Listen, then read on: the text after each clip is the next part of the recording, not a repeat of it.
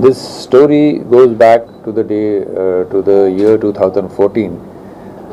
Justice प्रीतम पाल जी ने, जो लोक आयुक्त थे हरियाणा के, उन्होंने एक कैथल के रघुवीर की कंप्लेंट की जांच हमको सौंपी थी, और जो टैक्स वैट के घोटाले के बारे में थी। और उसमें एक एसआईटी बनी थी जिसमें 11 पुलिस के ऑफिसर्स थे और 3 टैक्सेशन डिपार्टमेंट के अधिकारी थे। 14 लोगों की एक एसआईटी बनी थी, जिन्होंने बहुत मेहनत करके जब जांच करी तो लगभग उन्होंने जांच अपनी सौंपी थी जनवरी 2015 में लोकायुक्त जस्टिस प्रीतम पाल जी को, और उसमें करीब 10,618 करोड़ रुपए का वैट और टैक्स का घोटाला सामने आया था। तो उसमें से एक हिस्सा सिरसा का जो था वो लगभग 300 करोड़ के घोटाले का था, जिसमें यहाँ से फर्जी फर्मों के फर्जी बिल दिखा के रिफंड का जो व्यवस्था थी उसको मिसयूज़ करके काफ़ी पैसों का गबन हुआ था, जो सरकार का नुकसान हुआ था। और 15 के बाद ये 16 के तरफ इनके 17 में एफआईआर्स रजिस्टर्ड हुए, और उसके बाद से 16-17 के जो भी एफआईआर्स हुए, ये जो यहाँ फेमस है, आप सब लोग जानते हैं एमआरपी नाम से, ये 3 जो कैरेक्टर्स थे, उनका एक नेटवर्क था, एक साम्राज्य था जिसको तोड़ने की कोशिश कभी कभी हुई, बट वो ठीक तरह से हैंडल हो नहीं पाया। और मार्च में जब मैंने हिसार मंडल का चार्ज लिया तो मुझे बताते हुए संतोष होता है कि जो इंक्वायरी हमने करी थी 2014 में, उसकी अरेस्ट हम, उसके जो सरगना थे वो हम 2023 में उसकी अरेस्ट डाल पाए। वो भी जब हमने चार्ज लिया उसी मंथ में, उसी ज्वाइन करने के एक हफ्ता के भीतर ही शायद हमने 16 मार्च को हमने शायद उनकी अरेस्ट डाली थी। और उनके अरेस्ट के बाद बहुत सारी चीज़ें सामने आई जिस पे काम होता रहा ग्रेजुअली, और जो बाकी 2 मुख्य आरोपी थे इसमें, उनकी हाल ही में अरेस्ट हुई है, पदम बंसल और जो अरोड़ा है उनका। तो इसमें एसआईटी ने बहुत सारे पहलुओं पे काम किया है, और मैं एसआईटी को और हमारे सिरसा के पुलिस कप्तान विक्रांत भूषण, इनको मुबारकबाद देता हूं कि जो अभी जो अरेस्ट हुए, अभी जो काम है पिछले 1-1.5 महीने में, उससे हम बहुत जल्दी इन दोनों लोगों तक पहुंच पाए। तो एज ऑफ नाउ ये जो एक कहानी होती थी यहाँ पे कि एमआरपी ऐसे लोग हैं कि जिनको कोई पकड़ नहीं पाता है, हमने वो बता दिया है कि ये कानून से परे कोई भी नहीं है। और इसके आगे अभी तक जैसे आपको पता हुआ कि 18 लोग इसमें अरेस्ट हो चुके हैं, जिसमें कि 2 टैक्सेशन अधिकारी भी हैं, और बहुत सारे लोगों के नाम अभी जैसे इनकी कस्टोडियल इंट्रोगेशन में सामने आएंगे, आने की उम्मीद है। उसके बाद जो भी इसमें ऑफिशियल्स इन्वॉल्व है या बाकी लोग इन्वॉल्व है, including people from any department, they are going to have a good time in the sense that अभी पुलिस उन पे फोकस करेगी, हमारे रडार पे अभी बहुत सारे लोग हैं। सो ये एक 2014 से शुरू हुई जो कहानी थी, 23 में आके इस बात का फ़िलहाल ये हमें संतोष है कि हम जो मुख्य सरगना हैं उन तीनों को हम अरेस्ट कर पाए हैं।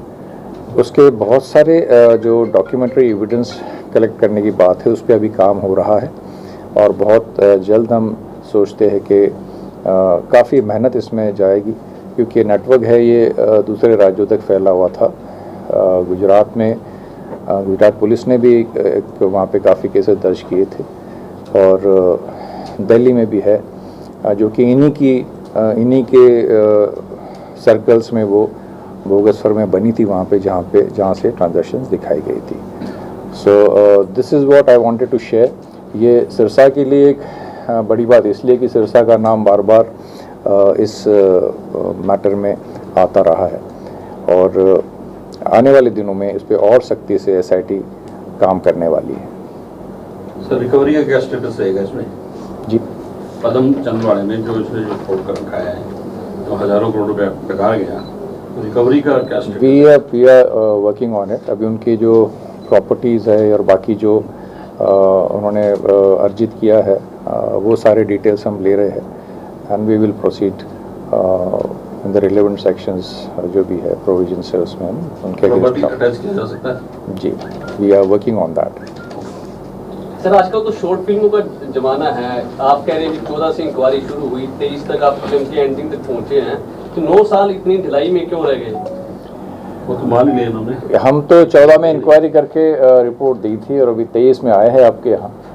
तो अब आप तो मुझे उस समय की बात पूछो, मार्च के बाद की बात पूछो। मार्च से अक्टूबर तक हमने इसको क्रैक कर दिया है। बाकी पीछे क्या रहा है और किस तरह से काम हुआ, इस पर मैं कमेंट करना उचित नहीं समझता अभी। सर अब तक की जांच में क्या सामने आया है सर, और कोई लिंक भी है इनके अलावा सर, कोई बड़े लिंक भी हो सकते हैं सर? सी अभी कस्टोडियल इंट्रोगेशन चल रही है, बहुत सारी बातें सामने आएगी जो समय आने पे आपसे शेयर करेंगे। और वी एक्सपेक्ट कि इतना बड़ा अगर ये रैकेट हुआ है तो ऑब्वियसली लिंकेजेस हर जगह रहेगी। वो हम स्पेयर किसी को करने वाले नहीं है और वो आपसे शेयर भी करेंगे समय आने पर। इनके खिलाफ किस किस स्टेट में कितने मुकदमे दर्ज हैं?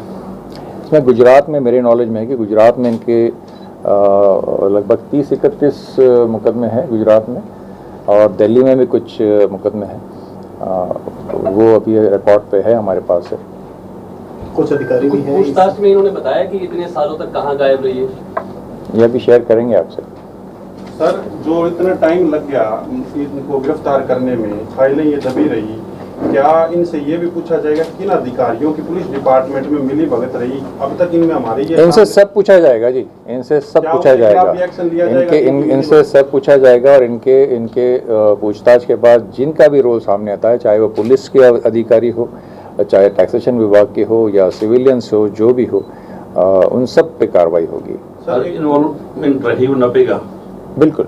महेश बंसल की गाड़ी में 1 करोड़ 10 लाख रुपए पकड़े गए थे सर, उस गाड़ी का मालिक कौन था आज तक पता नहीं लगा सर। उस मामले में भी क्या SIT जांच करेगी सर? बिल्कुल करेगी। Will every little information which is coming to the SIT वो हम उस पर संज्ञान लेके काम कर रहे हैं। और एक जो ये मामला था सर, अमित बंसल पकड़ा गया था, जब विजिलेंस ने पकड़ा तब विजिलेंस में एक रीडर था अजीत, उसका उसने नाम लिया था कि 5 लाख रुपए हमने इसको दिए थे फाइल दबाने में, तो क्या उस एंगल से भी? I think Ajit has been arrested, he is already been, अलग मामले में अरेस्ट है। तो इस मामले में भी हम, जैसा कि मैंने कहा कि not only Ajit, if any other names are coming they will face the due course of law. जो भी होता है सबके लिए, उनके लिए भी है। सर जो देरी पहले हुई, क्या अब आने वाले दिनों में मान के चले कि इस तरह की देरी अब नहीं होगी सर? अगर हम इसको मार्च से अक्टूबर तक का समय अगर आप देखें और जिस तरह के जिस स्पीड से काम हुआ है, मुझे तो नहीं लगता कि एक और देरी होनी चाहिए इसमें। बट इसका जो फैलाव है वो इतना बड़ा है कि हमको SIT की स्ट्रेंथ बढ़ानी पड़ेगी, क्योंकि बहुत सारे पेपर वर्क है इसमें, बहुत फैला हुआ इसका नेटवर्क है और बहुत सारा पेपर वर्क करना होगा। तो we will have to strengthen the SIT, उसकी कुछ और अधिकारी देने पड़ेंगे और उसको और अच्छी तरह से, ताकि हम काम कर सके इसमें। सर एक वॉल्यूम पता लगा कि कितने करोड़ों रुपए का फ्रॉड है सर ये? नहीं, वॉल्यूम तो इंक्वायरी में जो हमने दिया था, जो घोटाले की जांच हुई थी, तब जो कंप्लीट ट्रांजैक्शन जो इनका हुआ था वो लगभग 300 करोड़ की तब बात आई थी सिरसा की।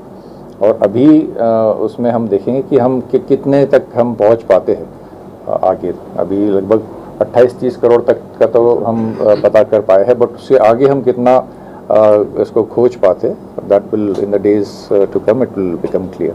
क्या इनकी प्रॉपर्टी सीज वगैरह करने के लिए ED की भी मदद ली जाएगी sir? All possible. We are in touch with ED. We are in touch with other organizations also, and we are already in the process of assessing their properties. ये इतने दिन से केस है, क्या पुलिस की इन्फिल्ट्रेशन कमजोर है या पब्लिक का सपोर्ट? पब्लिक में जो है ना लोगों को कम हो गया। Sorry, I couldn't get your question. ये जो इतने दिन लगे इस केस में, क्या पुलिस की वीकनेस समझी जाए या पब्लिक के साथ जो है ना आपका तालमेल कुछ कम रहा? जो पब्लिक के साथ तालमेल, नहीं, मुझे लगता है कि इतनी देर, फ्रैंकली स्पीकिंग, इतनी देर नहीं लगनी चाहिए थी, क्योंकि ये 2014 का मामला था और अभी 23 हुआ है, तो मुझे लगता है कि समय बहुत ज़्यादा लग गया। बट जैसा मैंने कहा कि मैं पीछे के इस पर कमेंट नहीं करूँगा कि क्यों समय लगा, हो सकता है कुछ वजह हो, बट अब समय हम नहीं लगने देंगे इसमें। रिमांड पे लिया गया? रिमांड पे लिया कितने दिन? 4 days। ठीक है सर, थैंक यू।